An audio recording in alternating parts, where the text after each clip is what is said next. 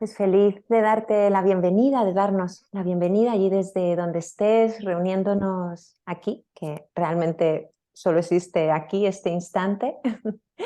Y bueno, ya estamos de bautizo. Inicio una serie de conversaciones con personas a las que admiro profundamente, con las que tengo amistad, con las que venimos compartiendo de alguna manera camino para tomarnos un té, para charlar y preguntarles, conversar acerca de la meditación, qué claves han podido en su vida serles de utilidad y quizá que nos puedan aquí allanar el camino. Nuestra intención desde lo más profundo del corazón es compartir eso desde la experiencia y desde un espacio libre de dogmas, ¿no? Eso es importante. Y de alguna manera que esto pueda ayudar o apoyar o ser de utilidad para el florecer de la sabiduría que ya te habita, que ya nos habita. Y a Miki de Crece, tengo la alegría de conocerle desde hace muchos años, de hecho no recuerdo ni cómo nos conocimos y siento que además de una linda amistad, siempre nos ha unido tanto el amor por el yoga como el activismo político, social, pero no como algo separado, el yoga de este activismo en la vida, ¿no? De estar al servicio de la vida, sino como parte de lo mismo, ¿no? Y por nuestro vínculo, también por lo que hemos ido hablando, siento que realmente es una persona con pura coherencia y eso a mí me encanta, ¿no? Él es profe de yoga, de meditación, biólogo y ha profundizado tanto desde el estudio como a través de la experiencia en diferentes tipos de meditación. Ha escrito un libro, Activismo y Espiritualidad. Él dice, si quieres ser rebelde, sé amable. Me encanta. Y está ya también en el horno preparando un segundo libro que por lo que voy oliendo tiene pinta de ser una maravilla. Hola, Miki. Muy buenas, muy buenas. Bueno, lo primero es decir que la admiración es totalmente mutua y que me siento agradecidísimo de tener a alguien como tú en mi vida, ¿no? Que puedo ir compartiendo cosas profundas de mi camino de descubrimiento y sé que las vas a recibir, vamos, con todo su contexto y con el corazón abierto. Y, y bueno, las conversaciones que tenemos es que son un regalo para mí. Es una pasada. Así que nada, a ver si podemos compartir, pues bueno, una pequeñita parte de lo que hablamos con la gente para que le resulte útil, ¿no? Mm, sí. Y eso, intentaré hablar como, pues, qué me hubiese dicho a mí mismo cuando estaba empezando, ¿no? Que me hubiese ahorrado un montón de dolores de cabeza, de darme contra un muro, que cuanto más me golpeaba contra él, más duro se hacía. Y decía, por aquí no, esto no tiene sentido. Mm, Hasta que descubres el otro camino y dices, ¡ay, qué fácil! Era tan fácil de verdad. Y sí, sí, y vas desmontando un montón de dogmas que al principio te hacen parecer pequeñito, pequeñito, porque los grandes sabios de la India, de tal, que no te dicen nada más, pues decían que no sé qué, ¿no? Es como, wow, pues deberá ser muy profundo porque yo no termino de entenderlo. Pues aquí yo creo que nuestra intención es justo lo opuesto, ¿no? Tener como una visión crítica, integrar todo, que casi que te conecta más, ¿no? Con esas personas que vivieron en ese lugar y en esa época y con los conocimientos que tenían y el enfoque filosófico que tenían, pues hacían lo que podían, pues como aquí. mm, Y es bonito, ¿no? El ver toda la historia del yoga y cómo confluye en el momento presente y sigue, ¿no? Hacia adelante. Y tú estás aquí, que jo, tienes la suerte de ser consciente de todo eso y poder aportar al futuro, ¿no? En igualdad de condiciones de la gente que vivió en el pasado y bueno, intentando dejar un legado pues un poquito mejor, si puedes. mm. ¿Qué le dirías a ese Miki? Al Miki que no conocía acerca de la meditación, cuando llegó igual a su primera práctica de yoga. ¿Qué le dirías acerca de la meditación? Pues primero le diría que, que la meditación, bueno, para mí y según, vamos, es un consenso bastante amplio, ¿no? Sobre todo en gente que está investigando en temas de neurociencia y de la meditación y demás, y que se podría resumir muy resumidamente como la capacidad de sostener, bueno, el acto de sostener la atención con la mente relajada.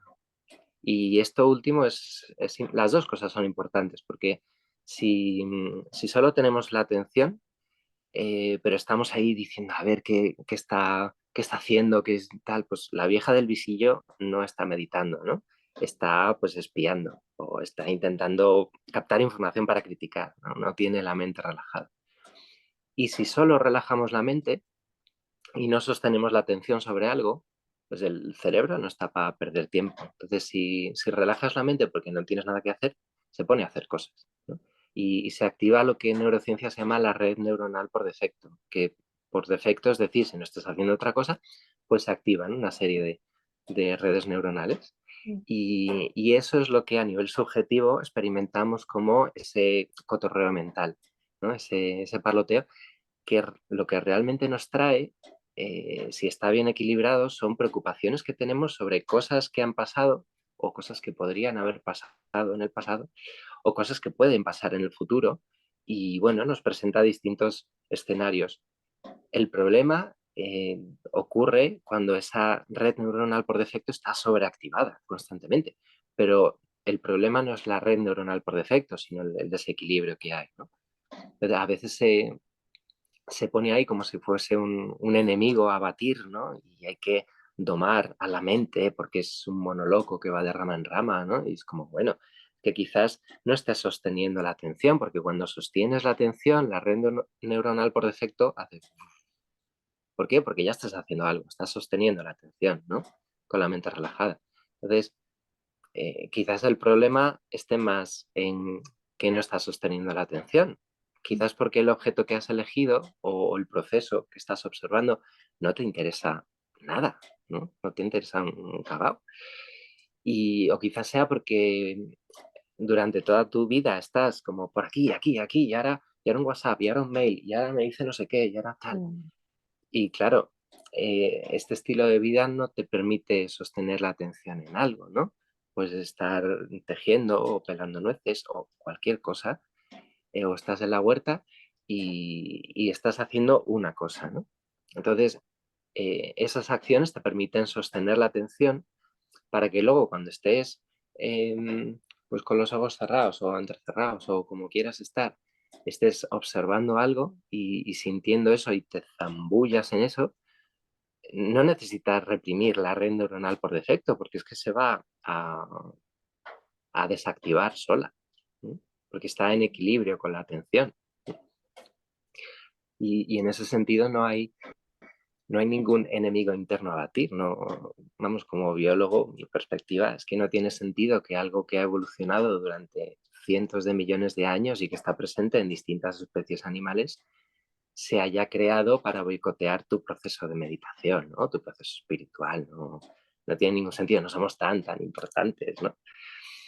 Y, y eso, entonces nada, con eso, con la atención relajada, se resume todo. Luego de ahí, que si, que si tienes los ojos entreabiertos o cerrados del todo o abiertos del todo, pero con tal, eso es lo de Mm. menos. Que si tienes música o no, que si tienes incienso o no, que si tienes la postura, que si te tumbas o te sientas, eso es ya totalmente accesorio y te puede servir o te puede dificultar en un contexto u otro. Entonces ya sabiendo qué es lo esencial de la meditación, ya te puedes empoderar y decidir cómo quieres meditar, ¿no? Pues Mm. ahora estoy en un bosque y hay pajaritos cantando y no sé qué. Oye, pues voy a llevar la atención a esto que es tan agradable y que me puede interesar tanto, ¿no? Y que mi atención se va a ver naturalmente atraída por eso que es tan atractivo, ¿no? De mi atención. Venga, pues voy a hacer una meditación donde mi atención no esté centrada en algo, sino que sea como un radar, ¿no? Porque me apetece. Mm. O estás debajo de un tejado y las gotas de lluvia, pa, pa, pa, pa. o estás viendo un charco de agua o bajo un paraguas y las gotas de lluvia. Pa, pa, pa. Wow, pues voy a zambullirme, ¿no?, en el sonido de las gotas y te lo gozas, ¿no? Ujú. Y bueno, ya que mencionamos esto, es interesante también distinguir entre técnicas de meditación y tipos de meditación, ¿no? Técnicas de meditación hay muchísimas y nos podemos inventar cualquier técnica de meditación. Em, y ahora, tipos de meditación hay menos. Y hay distintas clasificaciones, pero bueno, vamos a decir varios tipos para que quede así un poco más clara a la gente. Tipos de meditación, pues por ejemplo, técnicas de meditación donde la atención se centre en algo, ¿no? Por ejemplo, centras la atención en el punto entre las cejas, en el centro del pecho, en cómo el aire entra y sale por los agujeros de la nariz. Centras la atención en la llama de una vela. Pues son distintas técnicas de meditación donde la atención se centra en un punto. Técnicas de meditación tipo radar, ¿no? La atención se expande y observo esto, y esto, y esto, y esto, ¿no? Por ejemplo, en las sensaciones físicas de la piel o o en las sensaciones internas del cuerpo con la respiración, con la inhalación y con la exhalación. Es como una explosión de sensaciones físicas que además se van encadenando unas con otras y es fantástico y maravilloso. Pero bueno, si no te interesa la respiración, pues puedes elegir otra técnica, ¿no? El caso es que dentro de todas esas maravillas tenemos esas técnicas, ¿no?, de atención ampliada. Luego tendríamos técnicas donde tú generas una emoción, ¿no? Cuando meditas en el amor incondicional, en la compasión, en tal. Y no es que te imagines algo que luego genere esa emoción, esa imaginación no sería tanto una meditación, aunque nos puede ayudar a generar ese objeto, en este caso un objeto emocional de meditación. Entonces ya una vez que se genera esa emoción ya nos zambullimos en ella, ¿no? O incluso la expandimos y la sentimos en todos lados, ¿no? Entonces, bueno, ahí, bien sea la atención más centrada o más tipo radar, expandida, podemos utilizar las emociones como un objeto de meditación. Que hay gente que las clasifica o en uno o en otro, pero bueno, como tienen efectos en el cerebro y en todo el organismo tan distintos, yo creo que merece la pena darles un lugar, ¿no? Y además tiene una capacidad de transformarnos a nivel emocional y de desarrollar nuestra capacidad de vincularnos a la gente, que es lo que consiste la espiritualidad, mi experiencia. Luego nos metemos en eso, sí, eso. Pues, pues eso, merece como su lugar. Y luego la última, que también es muy interesante, es aquellas meditaciones donde llevas la atención no solo a la atención en sí misma, sino a la consciencia que está recibiendo todos esos estímulos, ¿no? Entonces, cuando te haces consciente de la consciencia y sueltas todo lo demás, ¿no? Cuando estás ahí con la atención centrada en la consciencia, claro, como la consciencia es algo, digamos, que recibe información, no tiene actividad en sí misma, no es como los pensamientos que van y vienen, las emociones que van y vienen, las sensaciones físicas que van y vienen, es como un mar de... De repente nuestra atención está ahí como en un mar, completamente quieto, ¿no? Y claro, sentimos una paz inconmensurable, que es lo que muchas tradiciones llaman la liberación espiritual, ¿no? Nos hemos liberado de la materia. Bueno, ellos pues lo concebían un poco así.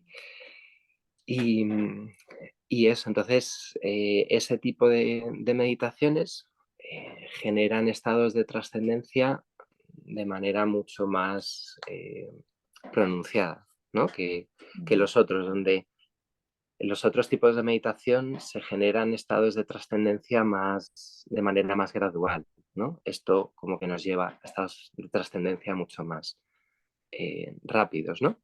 Y no por ello son mejores que las otras, ¿no? Pues tú vas eligiendo qué tipo de meditación quieres y dentro de eso eliges un objeto u otro de meditación. Por ejemplo, si quieres entrenar me tengo que centrar, bueno, pues centra tu atención en algo, ¿no?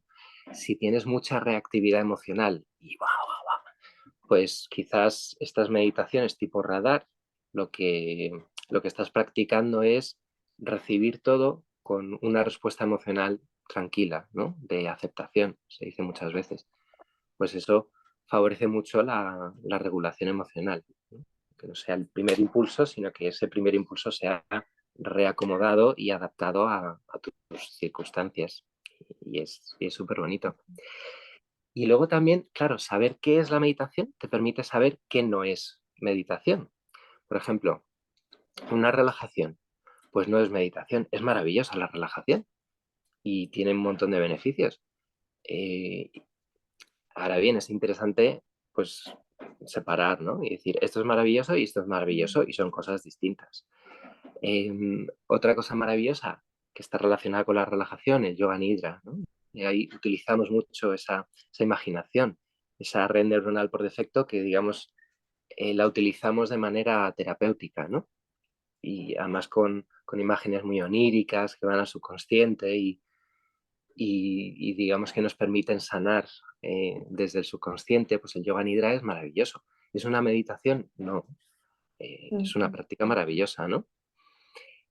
O la meditación trascendental, que en vez de utilizar la red neuronal por defecto de manera terapéutica, pues la utiliza para repetir un mantra una y otra vez, que además no sabes lo que significa y te lo ha dado pues, una persona que sabe más que tú, supuestamente, y tienes que repetirla porque sí, ¿no? Y eso genera una respuesta de relajación incluso más fuerte que, que otras técnicas de meditación, pero la red neuronal por defecto está muy activada, pero es como si le pones a escribir en una pizarra 100.000 veces la misma frase, ¿no? Y encima en un lenguaje que no entiendes y que no tiene sentido.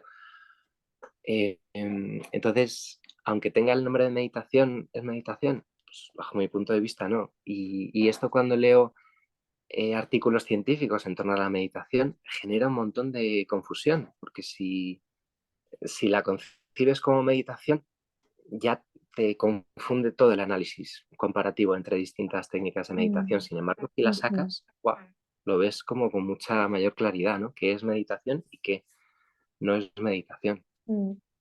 Sí, porque a veces estamos hablando de meditación o incluso hablamos de práctica de yoga y parece que damos por supuesto de lo que estamos hablando, cuando realmente quizá hablando de yoga tú estás pensando o tu experiencia es muy diferente a la mía y estamos hablando de cosas distintas, ¿no? Y por eso en algo, en un universo tan inmenso, es importante también centrar y ver en qué términos estamos hablando, que no podemos olvidar que, claro, que esto viene de India, de Oriente, vamos a decir tradiciones orientales, aunque sería un poco más amplio, pero por simplificar, viene de allí, vamos a decir, ¿no?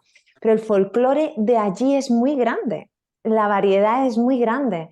Encontramos diferentes linajes, escuelas, según además los diferentes periodos en los que de lo mismo se va a estar hablando con nombres diferentes, o nombres diferentes expresan lo mismo, o líneas, linajes, escuelas van a tener objetivos distintos. Yo realmente confío y tengo fe en que llevan al mismo lugar y siento que al final todos los caminos llevan al mismo lugar, que es aquí.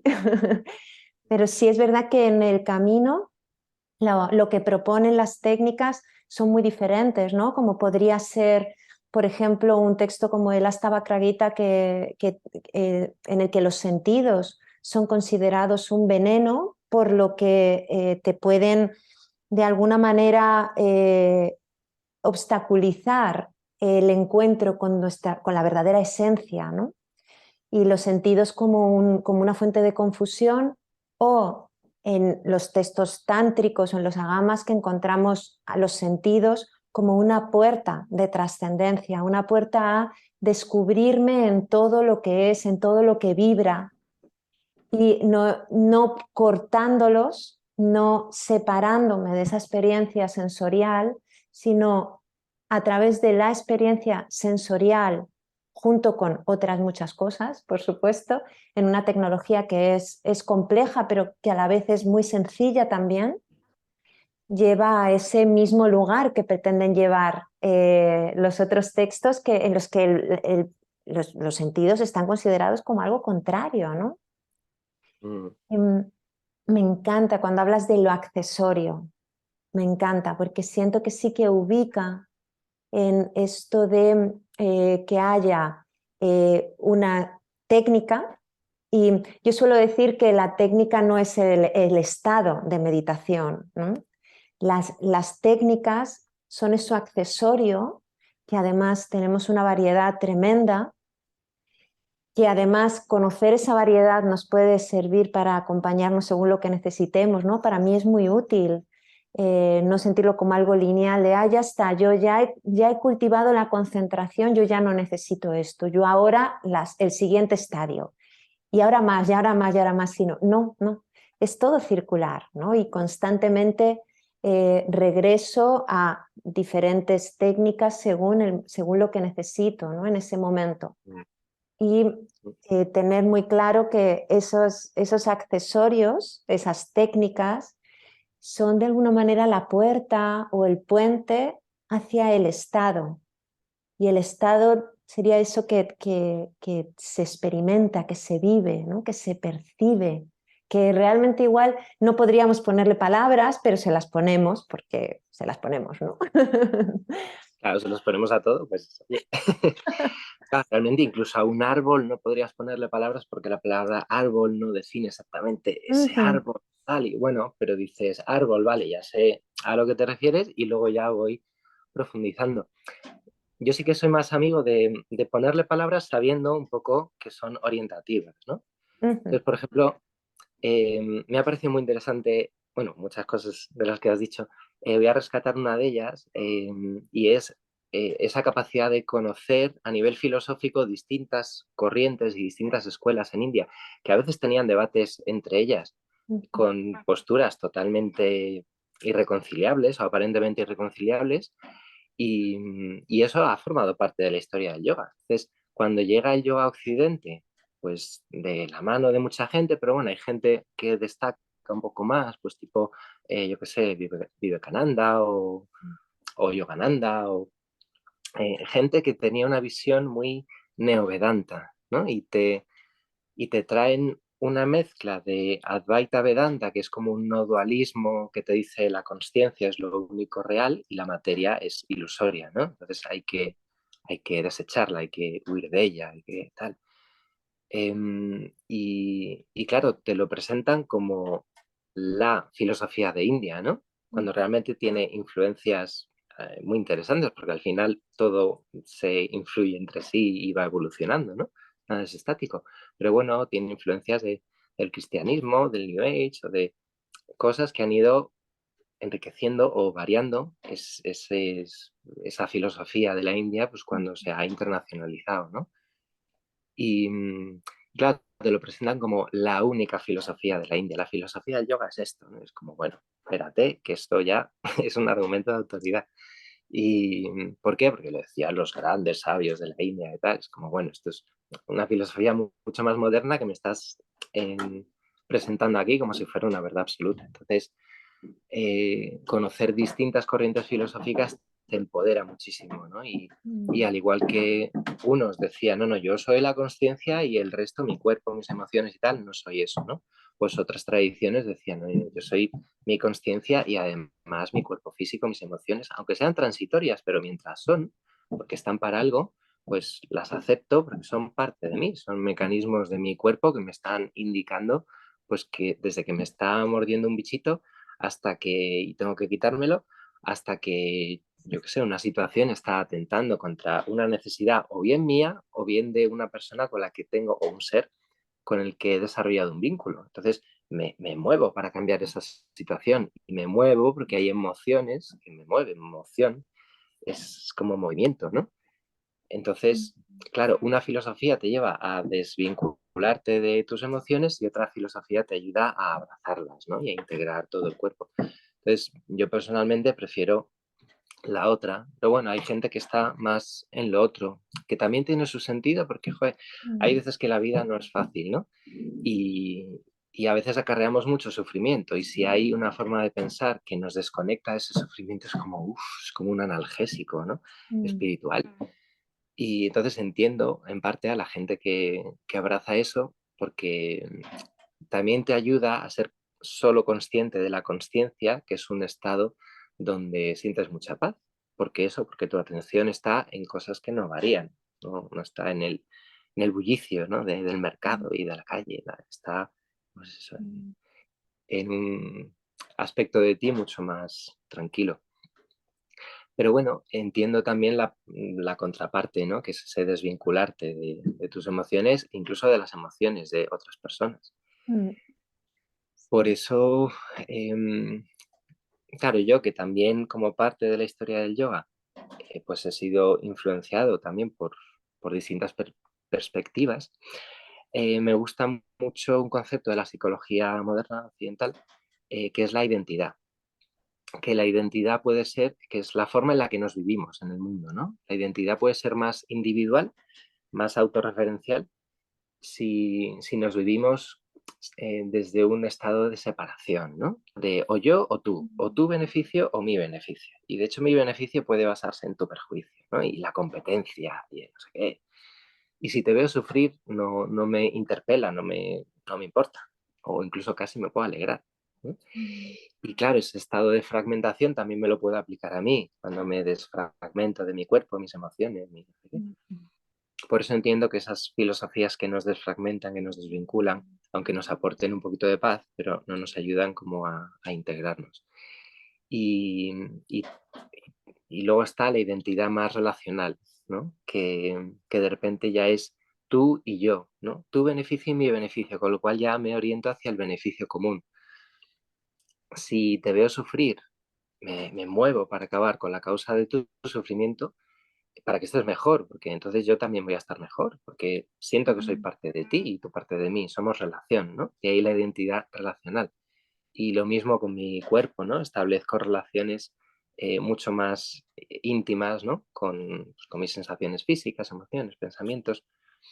Entonces, para mí, la espiritualidad son todas aquellas prácticas o filosofías, entendida también como práctica, que nos ayudan de hacer una transición de una identidad más individual a una identidad más relacional. Es decir, nos ayudan a abrirnos a la vida, ¿no? Nos ayudan a vincularnos con partes de nuestro ser y con otros seres también, a desarrollar un sentido de pertenencia, ¿no? Pertenezco a una comunidad, a un grupo abierto, o pertenezco al planeta Tierra o al universo, etcétera, etcétera. Y esto es muy importante e interesante para la meditación, porque hay un aspecto de la meditación que no se suele mencionar ni en libros de meditación, ni en blogs, ni nada, que es, digamos, como el lado oscuro, ¿no? O los efectos secundarios o indeseados de la meditación, que, a ver, se expresa así, pero que para mí no es eso ni mucho menos. Se refieren a las experiencias, digamos, poco placenteras o no cotidianas que a veces ocurren o aparecen durante la meditación. San Juan de la Cruz lo mencionaba como la noche oscura del alma, ¿no? Pero bueno, hay la psiquiatría moderna, occidental, que en fin, deja mucho que desear, ha puesto muchas etiquetas, ¿no? Desde brotes psicóticos, disociación de identidad, bueno, pueden pasar muchas cosas, ¿no? Muchas tradiciones simplemente lo conciben como algo pasajero y al final acaba siendo algo pasajero, ¿no? Aquí en Occidente le ponemos la etiqueta, la psiquiatría y a la medicación y no sé qué. ¡Joy! Esto me ha ocurrido por meditar. No, esto está ocurrido por acudir a la psiquiatría occidental. Entonces, eso me refiero a, a experiencias que se pueden tener si tenemos una práctica de meditación o incluso de oración o de tal, porque salió un estudio en 2017 que analizaban distintas prácticas espirituales, le preguntaban a la gente si habían tenido este tipo de experiencias. Y llegaron a la conclusión de que independientemente de la filosofía, creencia o práctica o técnica de meditación que estuvieses utilizando, como el 25% más o menos, no es un número mágico, pero aproximadamente la cuarta parte de las personas habían experimentado esto, es decir, es algo muy común. Y si Ujú, sabes que puede ocurrir, cuando ocurre, te lo tomas de manera mucho más relajada. Puede ser una experiencia más o menos intensa, más o menos agradable, que las hay, o desagradables, que las hay. Yo he tenido las dos y varias veces, pues a tope. ujú. Pero bueno, sabiendo que pueden ocurrir, te lo tomas con más calma, ¿no? Con más Mm, perspectiva. claro, Y escuchándote, perdón que, mm, claro, lo que me surge es predecible de alguna manera que cuando ponemos vista y atención en algo, vamos a ver más acerca de ese algo. No sé, yo pongo más atención en lo que en mí sucede, en cómo estoy en el mundo, en las emociones que se despiertan, en los sentimientos. Incluso vamos a poner si entro en una intención, en un rezo, ¿no? Lo que en yoga llamamos el sankalpa, y yo me propongo algo como podría ser ser libre o ser feliz o mm, lo que sea, ¿no? Que me propongo, es predecible que me vaya a encontrar con cosas que antes no había visto. ¿Qué tiene que ver con esto también?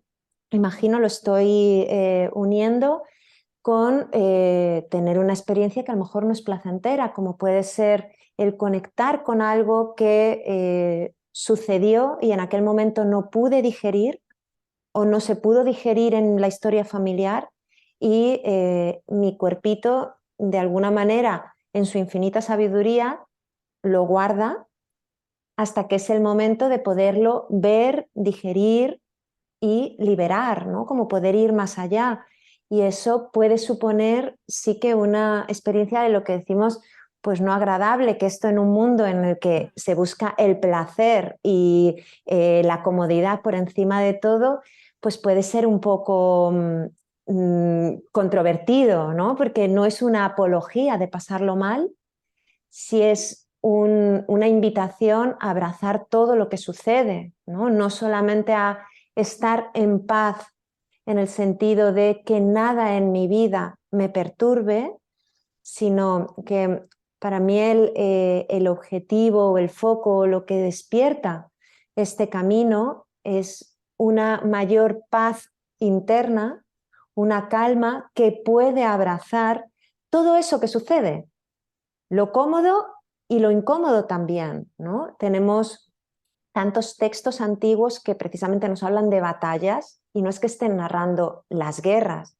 hablan precisamente de esos momentos, esas situaciones, esas etapas incómodas de fricción, de batalla interna, en la que hay algo que necesita morir o necesita expresarse o necesita liberarse en pro de un mayor espacio, ¿no? De alguna manera una capa cae y se abre un vacío que puede permitir un siguiente eslabón, ¿no? Entonces, al escucharte, yo es que realmente a un nivel es predecible, porque si yo no quiero mirar y estoy mucho tiempo así sin mirar, pues claro que no lo siento ni lo veo, ¿no? Es como se genera una armadura y no lo siento y no lo veo. En el momento que decido quitarme la armadura o simplemente quitarme el vestido, ya aquí esto está más expuesto y voy a sentir cosas distintas. Puede que me gusten o puede que no, pero el foco no está en si me gusta o no, el foco está en sentir la vida, ¿no? Que nos atraviesa y que es todo, ¿no? claro, y es que para estar realmente bien, es decir, para sanar todas esas heridas que hemos ido tapando para no desangrarnos, eh, em, para estar bien hay que pasarlo mal de vez en cuando, ¿no? Cuando miras esa herida, pues puede ser que duela, ¿no? Puede ser un duelo no reconocido, pues cuando eras bebé y tenías hambre y llorabas y tu madre te decía "Bla, bla, bla, bla", bla", porque no entendías, ¿no? Que realmente, ay, bonito, venga, que ahora voy, que no sé qué. Y tardó, yo qué sé, 3 minutos porque es que no podía atenderte en ese momento. Y tú ahí te enfrentabas durante los 3 minutos a la posibilidad de que tu madre te hubiese abandonado, de que nadie viniese y muriese realmente de inanición, de abandono. Entonces, claro, esa experiencia, un saquito de amor incondicional tan tierno como es un bebé, hace y de repente genera armaduras y capas, ¿no? que a veces son muy desde el subconsciente, que quizás si te pasan cuando tienes 12 años, eh, llegas con hambre a casa, a la comida, tal, en 5 minutos está, que no sé qué, o vete calentándola tú, vale, pues, y es una experiencia que no te genera absolutamente nada, ¿no? Entonces, cuando vas practicando y de repente esa experiencia que estaba ahí escondida y ocultada, ¿no? Como no quería ser consciente de ella, pues claro, ¿dónde va? Al inconsciente, ¿no? Pero cuando vas siendo consciente de más y más cosas y más y más cosas, de repente, ¡pah!, esto se abre, ¿no? ¿Que puedes manejar esta experiencia? Pues lo puedes pasar un poquito mal, pero lo recolocas, ¿no? ¿Que no puedes manejar esa experiencia? Pues te retraumatizas. ¿Y qué es lo que hace el cuerpo? Vuelve a protegerse. Mm. Entonces, esto para mí es muy importante porque hay mucha gente que pone el énfasis en abrir el corazón, ábrete a la vida, tal, Ujú. como si no hubiese una contraprestación o como si todo el mundo estuviese en condiciones en ese momento de hacerlo. Bueno, hay veces que necesitamos protegernos, ¿no? Y meternos en nuestra cueva e incluso desconectarnos de ese sufrimiento. Entonces, bueno, pues desconéctate de ese sufrimiento, protégete o aíslate sabiendo que estás haciéndolo porque lo necesitas y que es una estrategia temporal, que cuando tengas un poquito más de fuerzas, ahí está la herida que has tapado, ¿no? Entonces, ve destapándola poco a poco, si necesitas pedir ayuda, pídela, pero bueno, que el camino es el camino de la conexión y eso implica conectar con todo, con lo agradable y lo desagradable, ¿no? Y en el budismo hace mucho hincapié en esa ecuanimidad, ¿no? De no generar apego a lo agradable ni aversión a lo Mm. desagradable, ¿no? Es como, bueno, pues me atraviesa todo, ¿no? Y abrazo todo siempre y cuando esté preparado para hacerlo, ¿no? Si no, pues Mm. me voy dosificando. Y eso para mí es un autocuidado muy importante que hay que tener en la meditación o en cualquier práctica espiritual. A mí, después de una sesión de biodanza donde estábamos mirándonos a los ojos, que también es una práctica meditativa, ¿no? Con música, con no sé qué. Bueno, y veníamos de un fin de semana con muchas prácticas de silencio, de interiorización, de vincularte con otras personas, de escucha profunda, de no sé qué. Claro, estaba ahí súper abierto. Pues me dio una noche, pues eso, una noche oscura del alma, un ataque de pánico que me duró pues horas y me enfrenté pues a distintos miedos, desde peligro físico, muerte física, hasta volverme majara, hasta tal. Y bueno, pues sosteniendo eso, pues ya sale el sol y dices, uff, ya te relajas y te duermes y despiertas y dices, mira, pues en ese momento no lo entendí, pero luego lo entendí, vamos, lo supe poner en su contexto y dije, pues mira, esto que ha pasado, que me ha pasado a mí y podría haber pasado a cualquier persona, me ha ayudado a sanar esas heridas que había tapado como mecanismo de supervivencia y ahora con esta práctica ¡guau!, salen varias a la vez. Oye, pues qué bien que salgan, porque si las puedo sostener y las puedo sanar, voy a estar muchísimo mejor, pero infinitamente mejor después de todo este proceso que antes, ¿no? Dicho esto, no es común que ocurra ni todos los días ni tal. Bueno, pues a veces ocurre, a veces es algo muy Mm. sutil que casi ni te das cuenta y has sanado igualmente, ¿no? Otras veces es algo más intenso y te acuerdas más, Sí pero que bueno, es bonito que ocurra. es lindo, rescato de esto que estás diciendo, como poner todo al servicio, ¿no? Es Mm, como no querer negar o solamente estar buscando un tipo de experiencias. Bueno, de hecho, en sí, buscar un tipo de experiencia o buscar la experiencia que tuve, eso en sí ya es un obstáculo, ¿no? Pero como todo lo que sucede está bien y ponerlo al servicio. Hay algo que me dijo una maestra de Tantra tradicional que tiene que ver con que todo lo que sucede en la vida puede ser la leña que aviva el fuego de la liberación.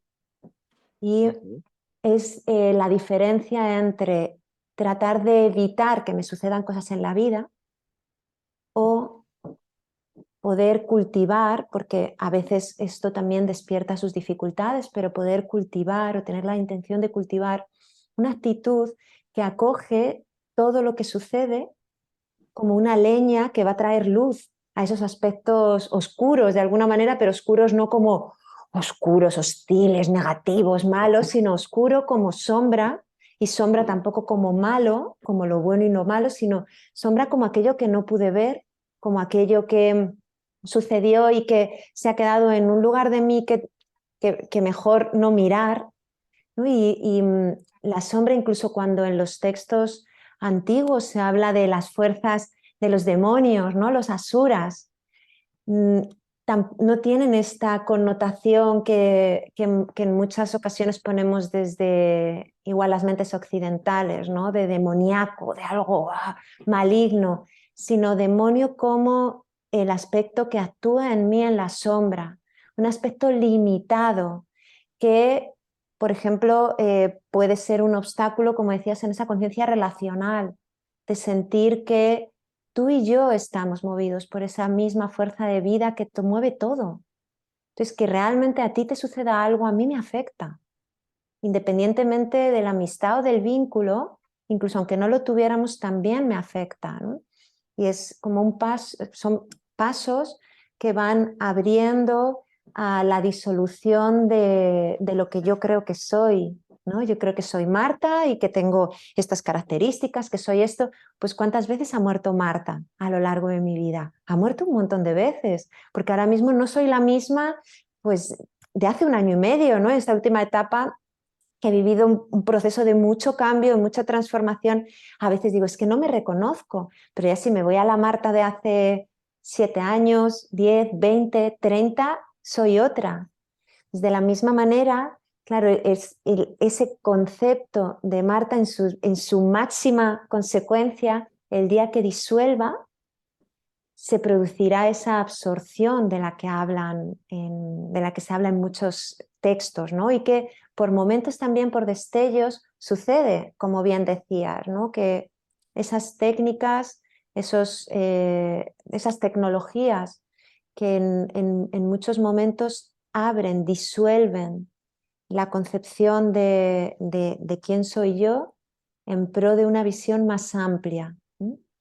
Y a veces incluso, pues eso es, esta que creo que soy no está y solamente hay vida sucediendo. No, eso que en estadios podríamos nombrar Dhyana como el estado meditativo que comentabas, ¿no? Por ponerle la palabrita sánscrita, aunque no sea importante, a un nivel, ¿no? Pero es como poder contemplar todo desde una mirada calmada, sin salir a buscar contemplo. ¡Wow! Y me doy cuenta de todo y de ahí como eso puede también seguir abriéndose hacia una comunión, ¿no? Y voy a tomar esta palabra porque me encanta, una comunión con la vida.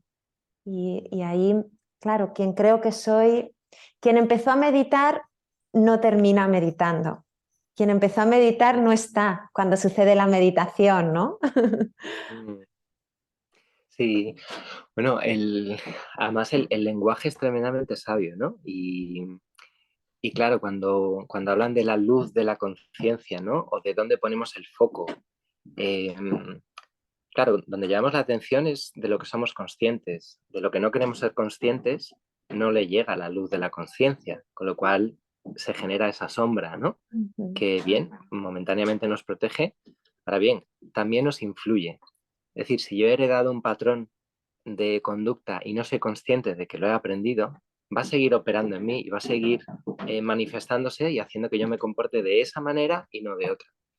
Y como no soy consciente de ello, no voy a poder generar los mecanismos compensatorios necesarios para poder actuar de otra manera. Por ejemplo, salió un estudio donde le preguntaban a la gente por sus patrones de consumo, ¿no? Y las horas en las que veía la tele. Y le preguntaban si creían que la publicidad les estaba influyendo. Pues analizaron qué anuncios veían por la hora en la que tal y sus patrones de consumo. Entonces se dieron cuenta de una cosa muy interesante y es que las personas que decían, no, a mí no me influye la publicidad, zasca, le influía mogollón. Y las personas que reconocían que la publicidad les estaba influyendo a la hora de comprar, les influía menos. ¿Por qué? Porque generaban un mecanismo compensatorio de, bueno, a mí me están diciendo que compre esta marca y sí, entiendo esa pulsión, pero, joder, casi prefiero esta otra, ¿no? Por otros criterios. Pues lo mismo ocurre con esos patrones de conducta. Entonces, con la meditación vamos a reconocer esos patrones de conducta y entonces nos vamos a liberar de su influencia, ¿no? Con lo cual vamos a ser más libres porque no es que desaparezcan completamente, se irán debilitando, pero mientras se van debilitando, los vamos a sentir, pero vamos a generar una respuesta distinta, ¿no? Y no nos vamos a perpetuar constantemente.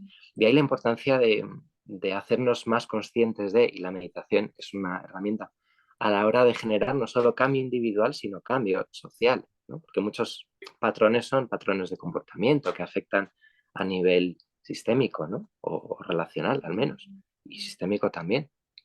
O sea que por eso uno de los motivos, ¿no? Por la que la espiritualidad aporta tanto al cambio social, ¿no? No solo por hacernos conscientes de lo inconsciente y por lo tanto reaprender y reorientar en nuestra vida y nuestra conducta hacia lo que realmente queremos, sino porque además cuando sostenemos la atención sobre algo, ya sea de una manera o de otra, estamos desarrollando más la capacidad de vincularnos. Por ejemplo, si yo me pongo a sostener la atención sobre esta taza, al principio quizás no lo note, pero cuando lleve más tiempo y si me zambullo totalmente en la taza, realmente ya no seré Mickey, sino que seré Mickey más la taza, ¿no? Digamos que mi identidad habrá incluido aquello a lo que estoy llevando la atención. Y si desarrollo mucho la capacidad de sostener la atención, cuando esté escuchando a una persona, me voy a poder vincular mucho más con lo que está diciendo, con toda su historia, con todas sus emociones.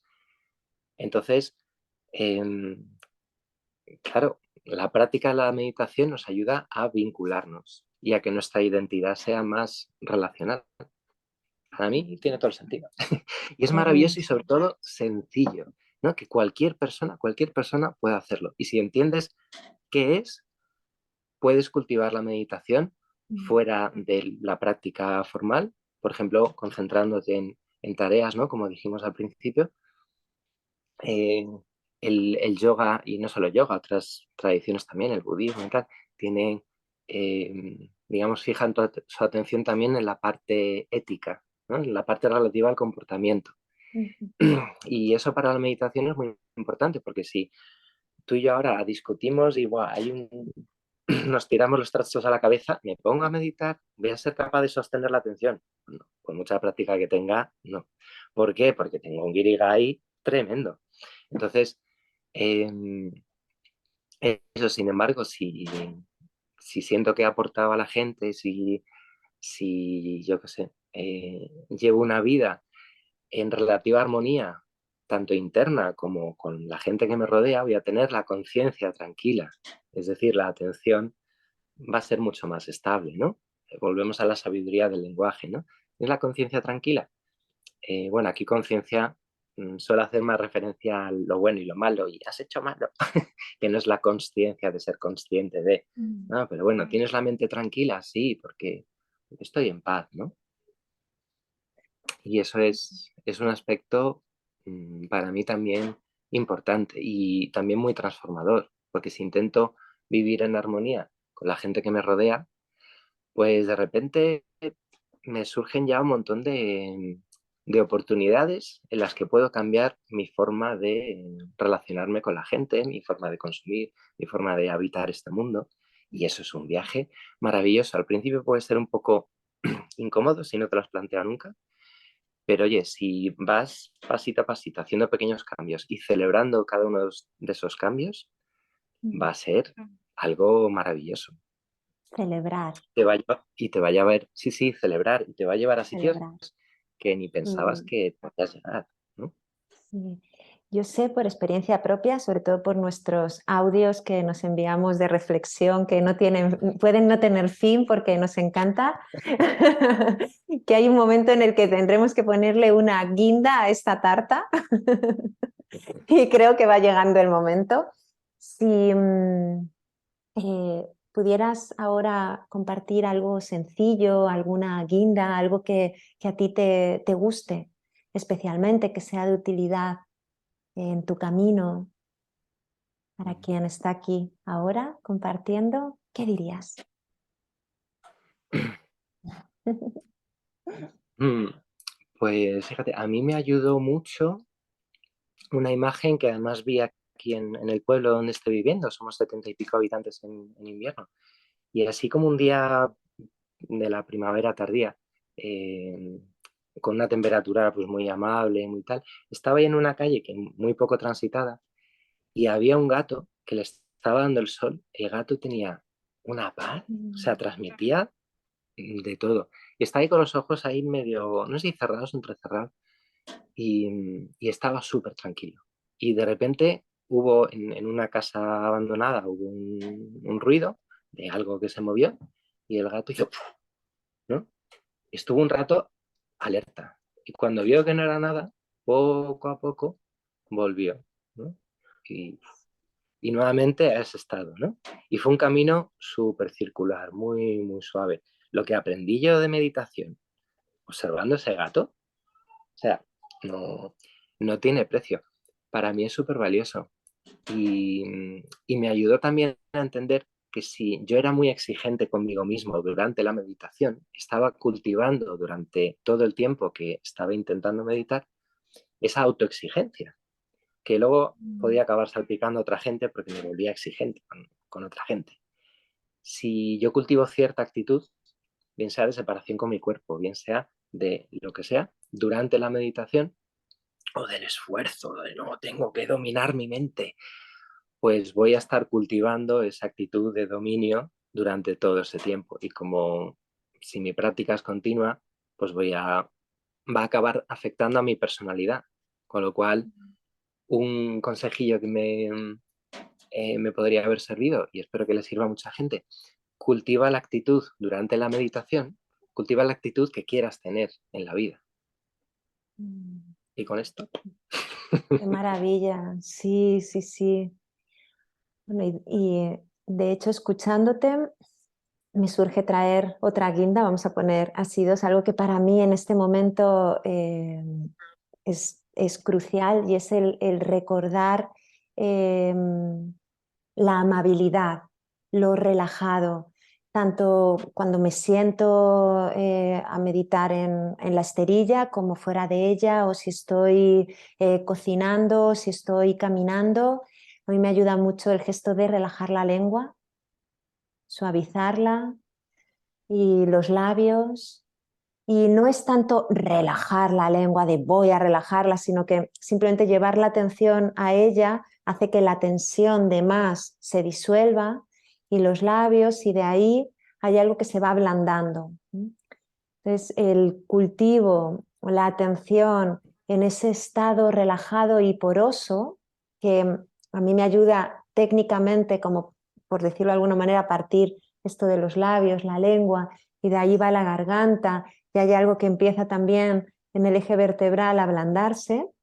Eso me ayuda mucho y siento que está muy vinculado ahí a tu guinda, así que la añado. Qué guay, qué gran pastel. Gracias inmensas. Gracias. Bueno, es siempre un placer Un placer. encontrarnos y Maravilloso. conversar. Y Mm. igual habrá más. Genial. Bueno, Muchos estoy besos, deseando sí. escuchar las Dime, siguientes dime. entrevistas. Ay. Y conoces a gente maravillosa. O sea Sí, y me siento muy afortunada. La verdad que la vida me ha ido regalando vínculos, así como el tuyo y como otros, que me siento muy, muy afortunada. Mucha riqueza, mucha riqueza. Sí, qué guay. Pues gracias gracias por compartirla. inmensas. Mm. Mm. Hasta pronto. Bueno, hasta dentro de un rato seguiremos en nuestra conversación y en este espacio igual prontito también. Genial. Muchos besos. Un abrazo a todo el mundo también. Un Adiós. abrazo a todo el mundo.